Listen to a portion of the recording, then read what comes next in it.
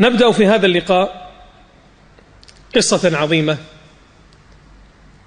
سمى الله تبارك وتعالى بها سورة من سور القرآن الكريم، ألا وهي قصة البقرة. ما قصة بقرة بني إسرائيل؟ وما هي الأحداث التي جرت في هذه القصة العظيمة؟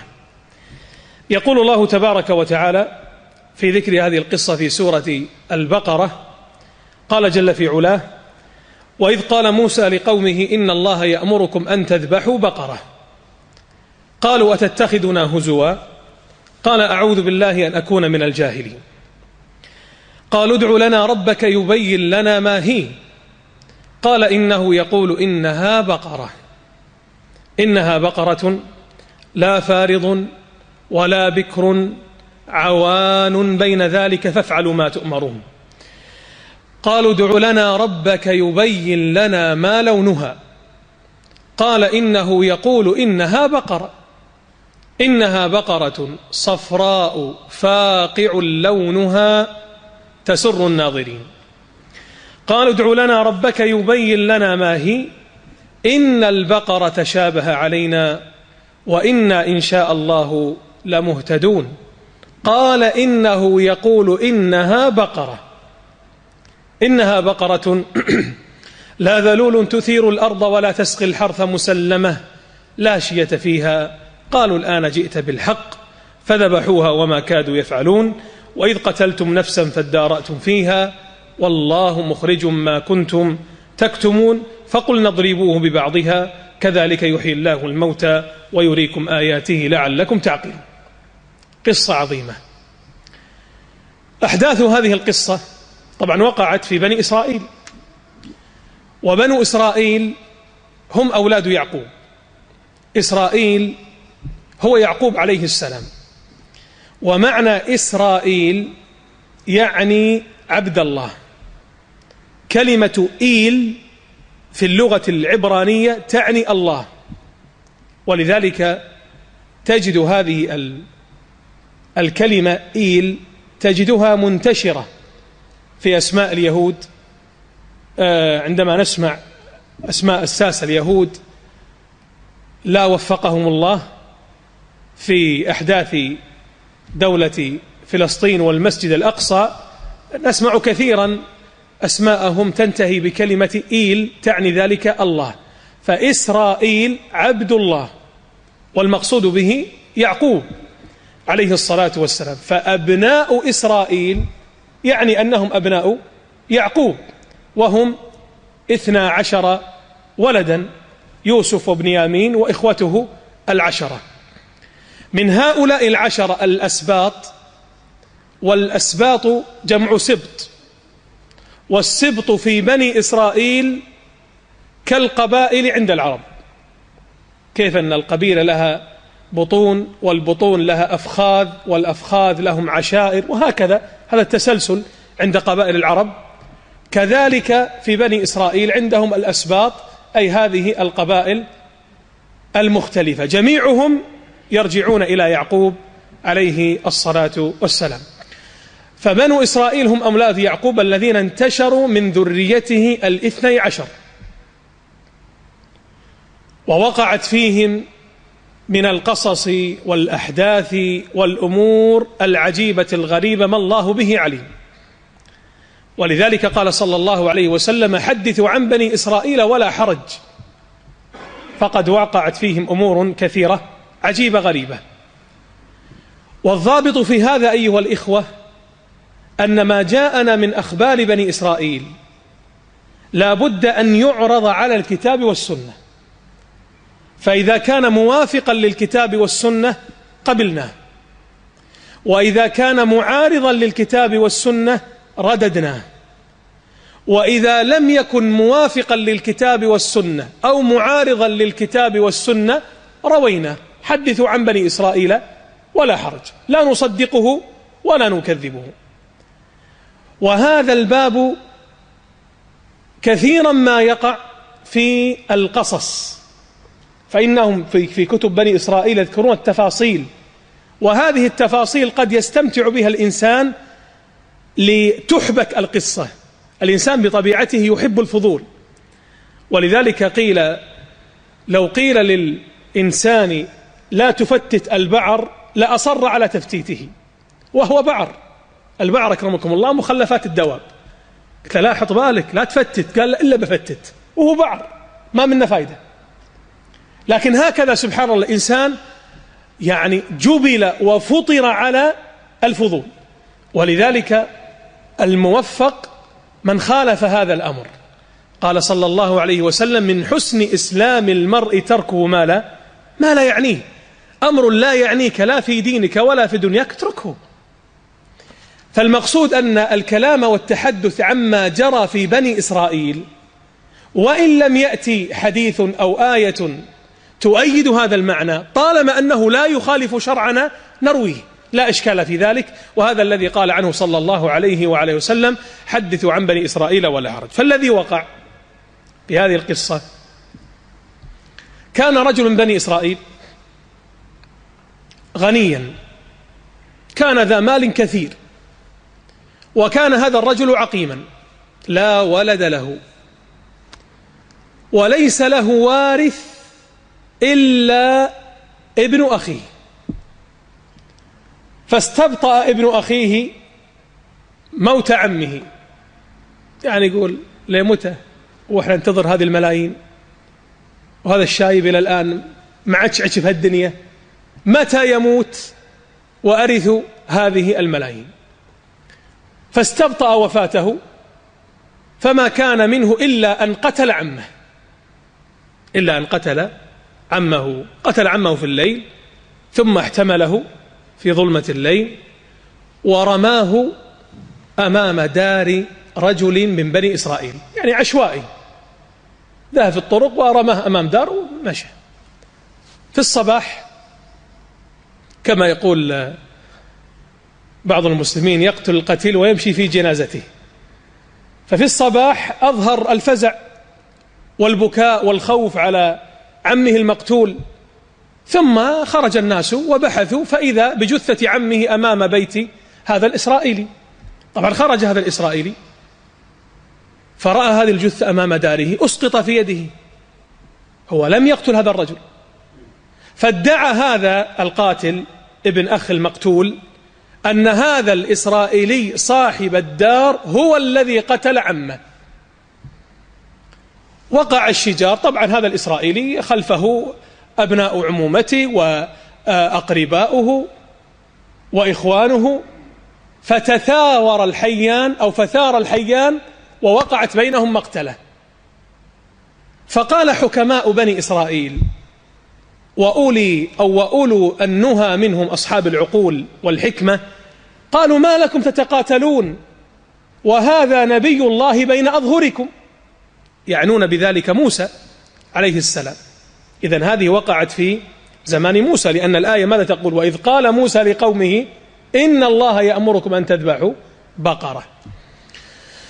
فذهب حكماؤهم وأولو النهى منهم إلى موسى عليه السلام فقالوا: يا نبي الله، وقعت هذه المشكلة، ما الذي تريدون؟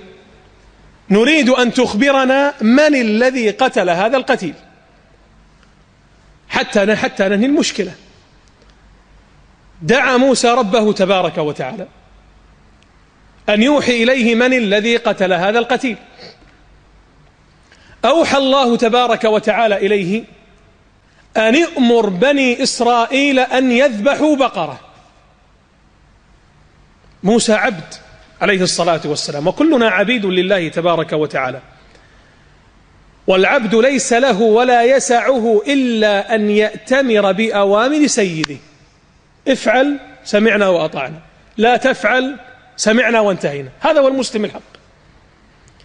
وما كان لمؤمن ولا مؤمنة إذا قضى الله ورسوله أمرا أن يكون لهم الخيرة من أمرهم ومن يعص الله ورسوله فقد ضل ضلالا مبينا.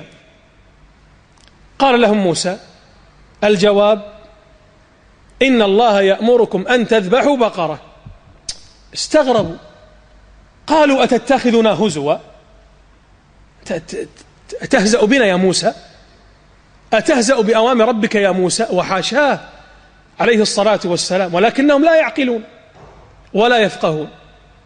قالوا نقول لك أن تخبرنا من قتل القتيل، تأمرنا أن نذبح بقرة، إيش علاقة البقرة بالقتيل؟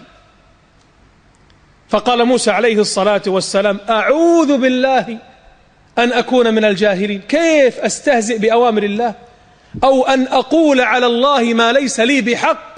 هذا الذي قال لي ربي: اذبحوا بقرة. قالوا: ادع لنا ربك. شوف قلة الأدب، وهذا ليس بغريب على بني إسرائيل، على اليهود. هنا ماذا قالوا؟ ادع لنا ربك. المفروض يقولون ادع لنا ربنا، لكن من سوء أدبهم مع خالقهم، هذه عادة اليهود، قبح الله اليهود، ادع لنا ربك، كما قالوا في آية المائدة: اذهب أنت وربك فقاتلا إنها هنا قاعدون. بينما الصحابة الحبيب صلى الله عليه وسلم قالوا في غزوة بدر: والله لا نقول لك كما قالت بنو إسرائيل لموسى: اذهب أنت وربك فقاتلا إنا هنا قاعدون، بل نقول لك: اذهب أنت وربك فقاتلا إنا معكما مقاتلون. رضي الله عن الصحابة. فقالوا: ادع لنا ربك يبين لنا ما هي. هذه إخواني وأحبابي من أعظم الفوائد في هذه القصة العظيمة. أنا ما جئت لأقص عليكم، وأنتم أكبر في ظني وفي قلبي وفي نفسي من أن يقص عليكم، إنما نقص القصص الحق لنأخذ العبر والأحكام. لقد كان في قصصهم عبرة لأولي الألباب ما كان حديثا يفترى. فهذه من أنفس الحكم والدروس والعبر التي نأخذها من قصة البقرة. ما هي؟ أن الإنسان لا يشدد على نفسه في السؤال. يا أيها الذين آمنوا لا تسألوا عن أشياء إن تبد لكم تسؤكم. خلاص، ذروني وما تركتكم، كما قال صلى الله عليه وسلم.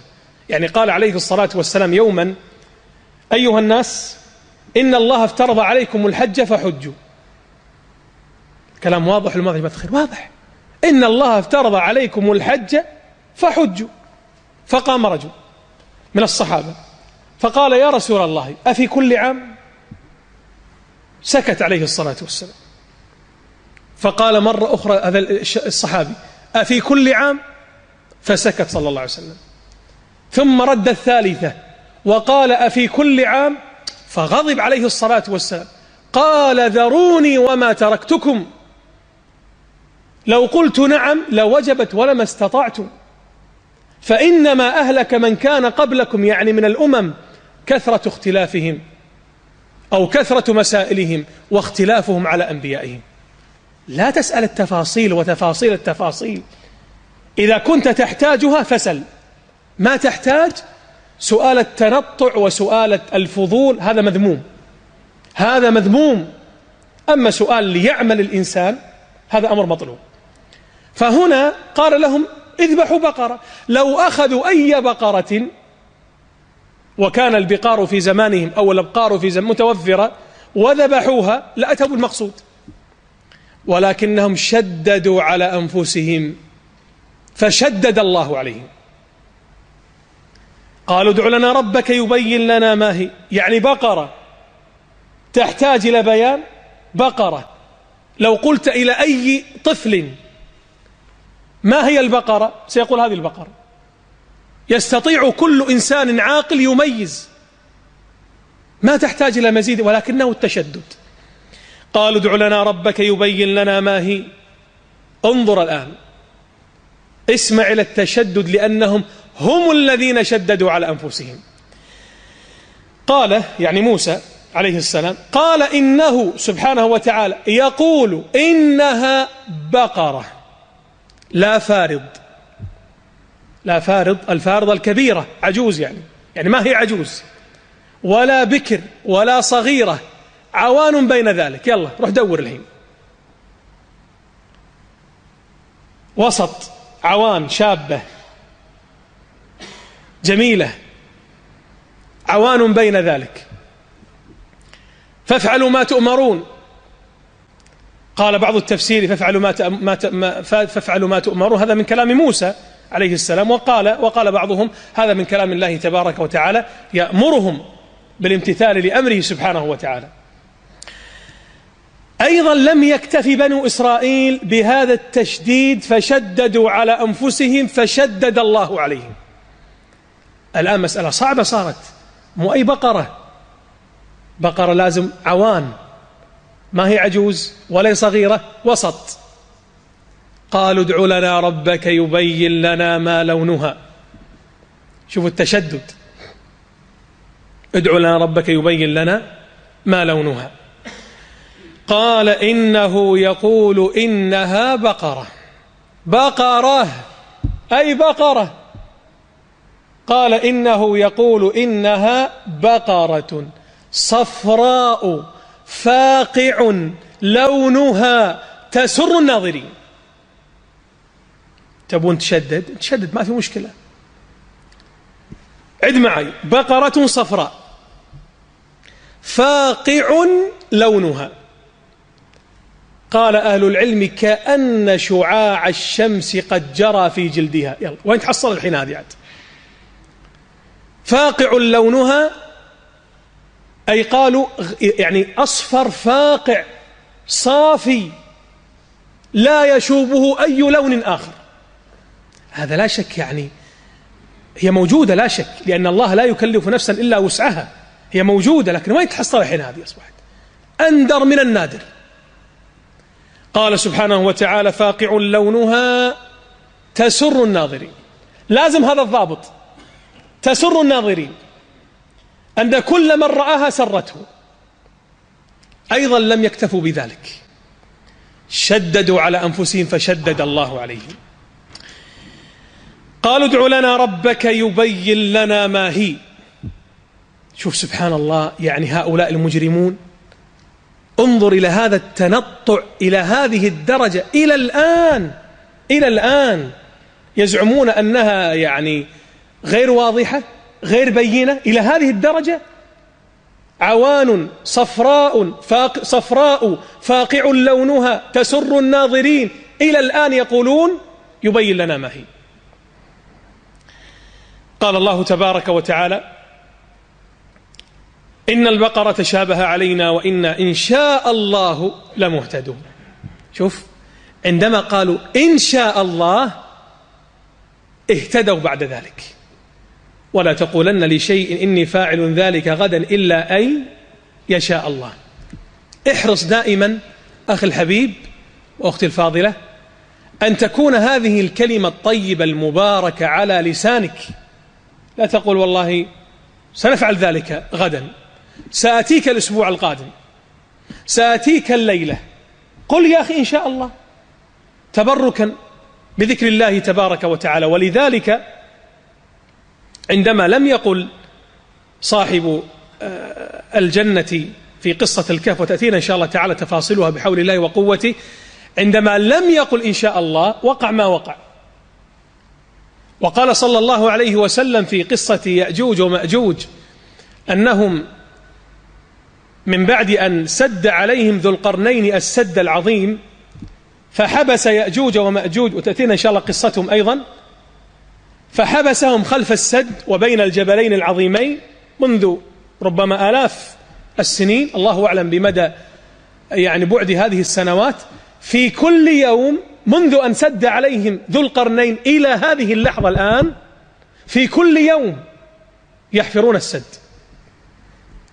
السد في كل يوم. وقبل غروب الشمس يكادون أن يصلوا إلى نقب هذا السد، يعني إلى ثقبه وهدمه. ثم يقول القائم عليهم رئيسهم ارجعوا، اتركوه الآن، خلاص وصلت ما بقى شيء الآن، اتركوه وارجعوا إليه غدا ستحفرونه. ولم يقل إن شاء الله. وهكذا فإذا عادوا الغد يعيده الله كما كان، ثم يحفرونه. فإذا أوشكوا على نقبه وقد أزفت الشمس على الغروب، يقول القائم عليهم دعوه الآن ستأتون إليه غدا وتحفرونه، ولا يقول إن شاء الله. فإذا رجعوا غدا يعيده الله كما كان، حتى يأتي اليوم الموعود الذي يأذن الله فيه بخروج يأجوج ومأجوج على البشر، يقول قائلهم: سترجعون إليه غدا إن شاء الله. فيبقى هذا الثقب على ما هو عليه، يعودون إليه فيحفرونه وينهدم السد ويخرجون على الناس، كما سنذكر تفصيل ذلك في حينه. إذن انظر ما أهون هذه الدنيا على الله. فلا بد أن يقول الإنسان إن شاء الله. فهنا قالوا: وإنا إن شاء الله لمهتدون. جاء التشديد من الله تبارك وتعالى بقوله: قال إنه يقول إنها بقرة لا ذلول، ما هي مذللة، لا ذلول تثير الأرض. تعلمون أنتم أن البقر أكرمكم الله تستخدم، يعني هناك من البقر ما يستخدم للحرث، أهل الزراعة والحقول يعرفون هذا الأمر جيدا. تربط في مؤخرة يشد على البقرة آلة الحرث هذه، فتمشي في الحقل فتحرث الأرض، تقلب هذه الأرض لتهيئها لبذرها وزراعتها. فهذا عمل. هناك عمل آخر للأبقار تستخدم في السواقي، يعني أيضا تشد في الساقية فتدور حول هذه الساقية لتحرك الماء ويؤدي ذلك إلى سحب الماء من القليب. إذن تعمل البقر. فقال الله تبارك وتعالى: هذه البقرة لأنكم شددتم على أنفسكم سأشدد عليكم.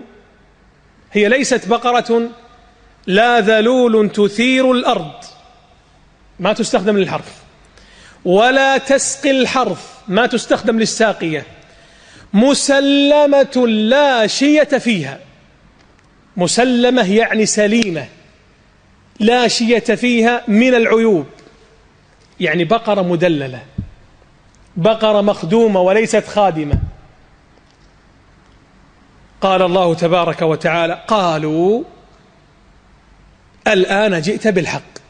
تو الناس قالوا الآن جئت بالحق فذبحوها، يعني وجدوا البقرة وما كادوا يفعلون. ما الحكمة من قول الله تبارك وتعالى وما كادوا يفعلون؟ لأنهم ترددوا، هم خلاص وجدوها الآن ظاهرة، قالوا الآن جئت بالحق، عرفنا البقرة اللي هي عوان صفراء فاقع اللون تسر الناظرين، هي لا ذلول تثير الأرض ولا تسقي الحرث، مسلمة لا شيء تبع، جئت عرفناها خلاص. طيب ذبحوها، لماذا قال ربي تبارك وتعالى وما كادوا يفعلون؟ ترددوا. لماذا ترددوا؟ قال أهل العلم أقوالا كثيرة، منها قالوا لأنهم لم يستطيعوا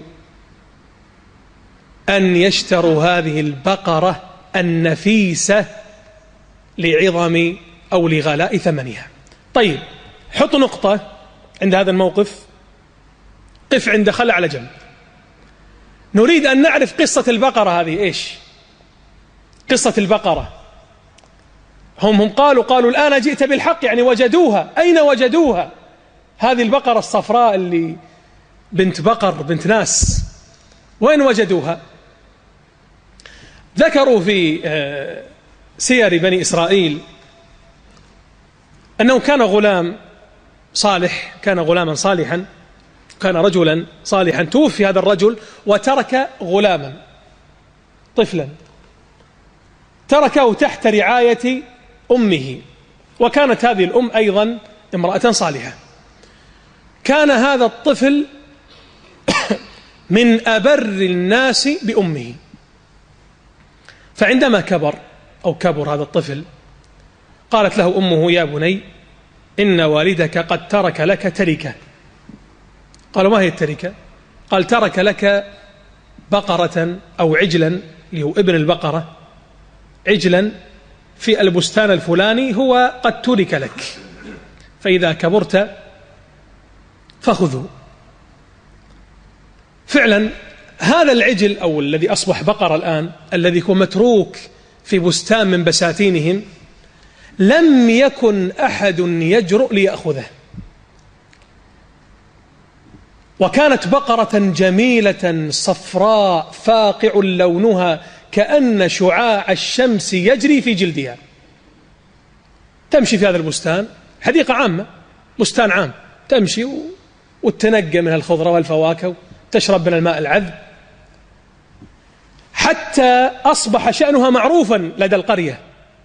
خلاص عرفوا أن هذه البقرة الجميلة التي كل إنسان يود أن يأخذها لكنهم لم يستطيعوا أخذها، خلاص أصبح شيء معروف، كلما أحد قرب منها استاحشت ونفرت عليه فتركوها، خلاص تعودوا لشون البستان، شون تفتر وتمشي وتاكل، وهي أجمل بقرة رأتها أعينهم. دخل هذا الشاب إلى هذا البستان، فمنذ أن رأى هذه البقرة تذللت له واقتربت له، ثم وضع في رأسها القيد وأخذ يسوقها فانساقت معه. فسبحان الله دليل أنه إيش؟ هي له، قد ورثها أبوه له، هكذا قال والعلم عند الله عز وجل. جاء هذا الغلام بهذه البقرة إلى أمه فقالت له، وكان فقيرا، فقال لها: يا أماه، ما رأيك لو بعت هذه البقرة في السوق؟ قالت: اذهب، لكن لا تبعها بأكثر من 8 دنانير. طبعا الدينار المقصود فيه دينار ذهب، كما أن الدرهم درهم فضة، فإذا قرأت في الكتب دينار يعني ذهب ودرهم يعني فضة. أخذ هذا الولد الصالح هذه البقرة وذهب إلى السوق. أرسل الله إلى هذا الولد ملكا، أرسل إليه ملكا ليختبره ببره بأمه، فقال: أتبيع البقرة؟ قال: نعم. قال: بكم؟ قال: ب8. قال: طيب، ما رأيك أن تبيعني هذه البقرة ب10، ولكن بشرط أن لا تخبر أمك. هو يريد الآن أن يشوف يحرض على العقوق، فقال: لا، حتى أراجع أمي. قال: بعني. قال: لا، حتى أراجع أمي. قال: راجع أمك. فذهب وراجع أمه، فقالت: بيعه ب10. رجع إلى السوق، قال: أبيعك ب10. قال: طيب، ما رأيك؟ بعنيها ب12 ولا تخبر أمك. قال: لا، حتى أخبر أمي. فرجع إلى أمه وقالت: لعله يا بني أن يكون اختبار من الله تبارك وتعالى، فسله بكم تأمرنا أن نبيعها.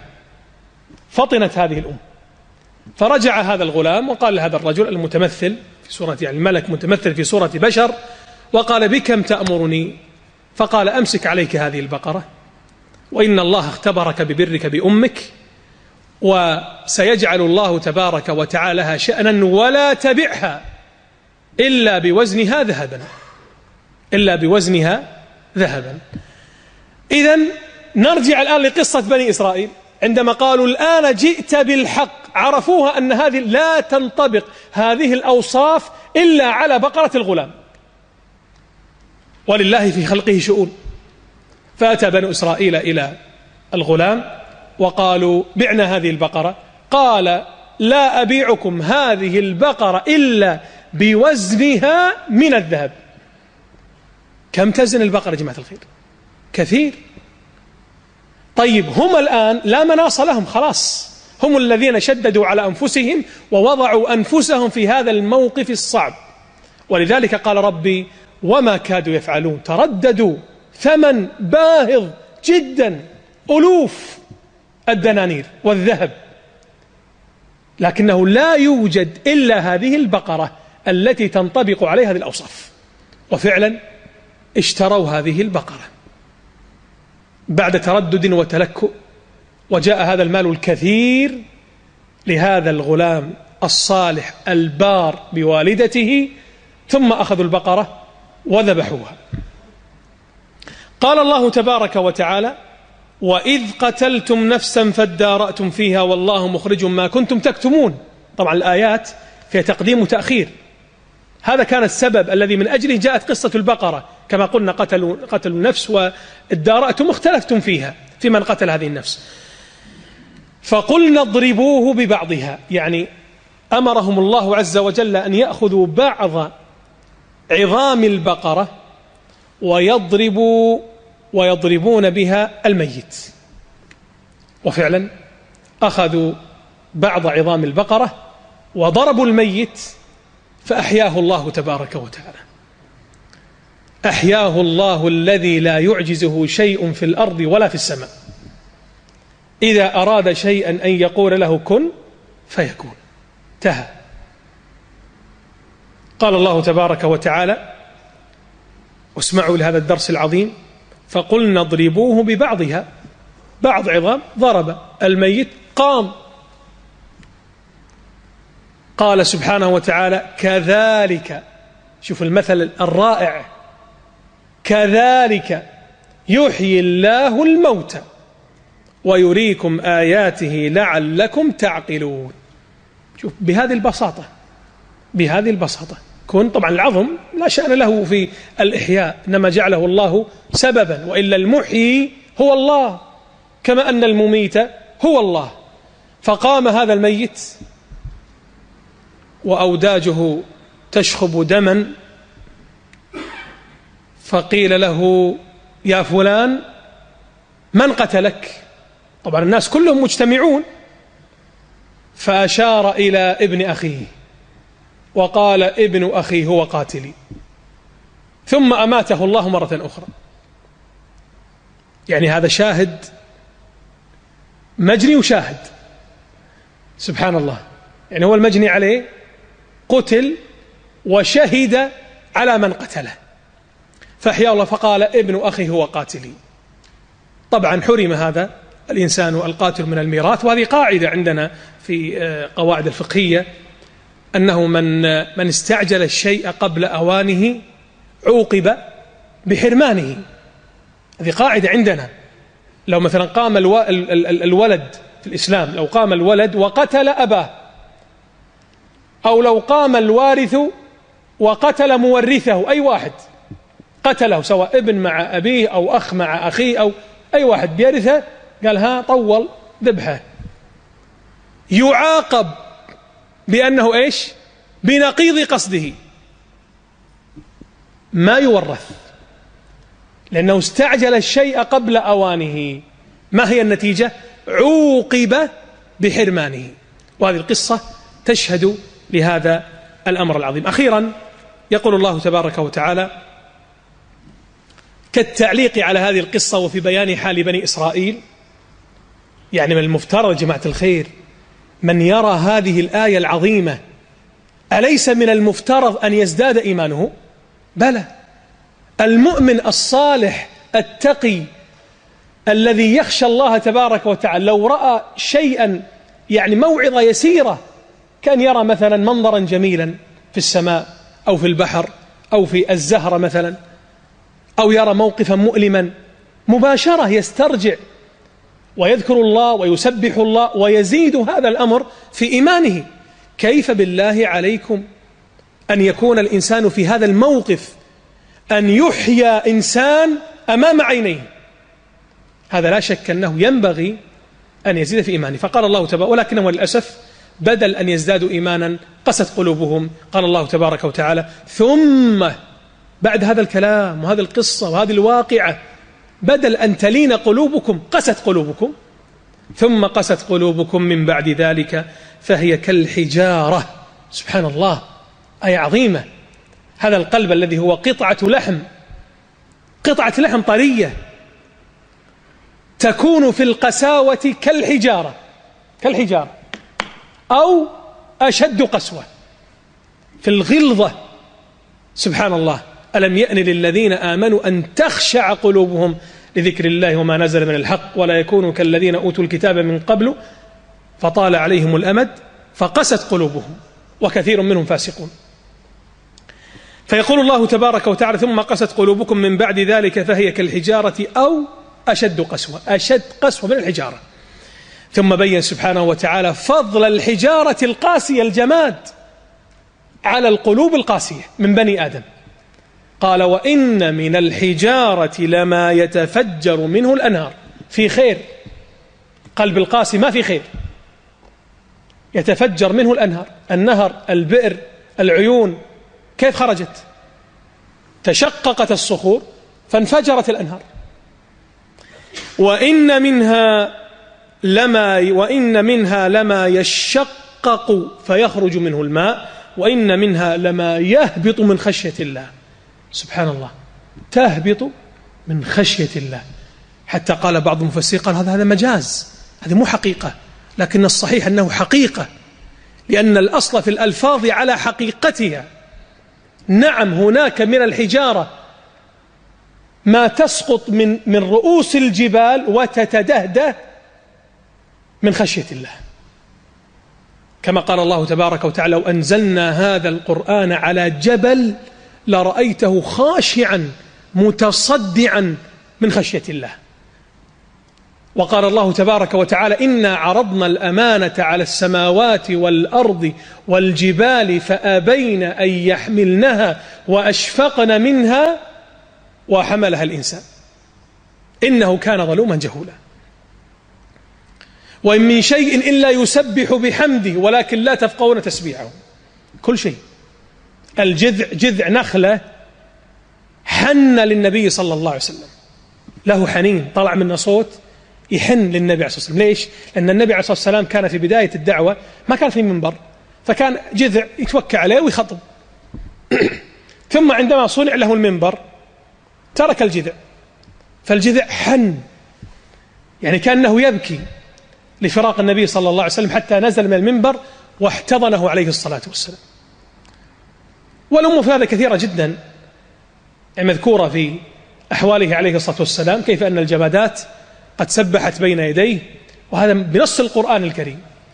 فالشاهد أن انظروا إلى أن بعض الحجارة تهبط من خشية الله، وقلوب بعض الناس وللأسف تكون قاسية كالحجارة، بل أشد قسوة لفعل المعاصي والذنوب والمخالفات. إذن إخواني، هذا باختصار ما جاء في قصة البقرة.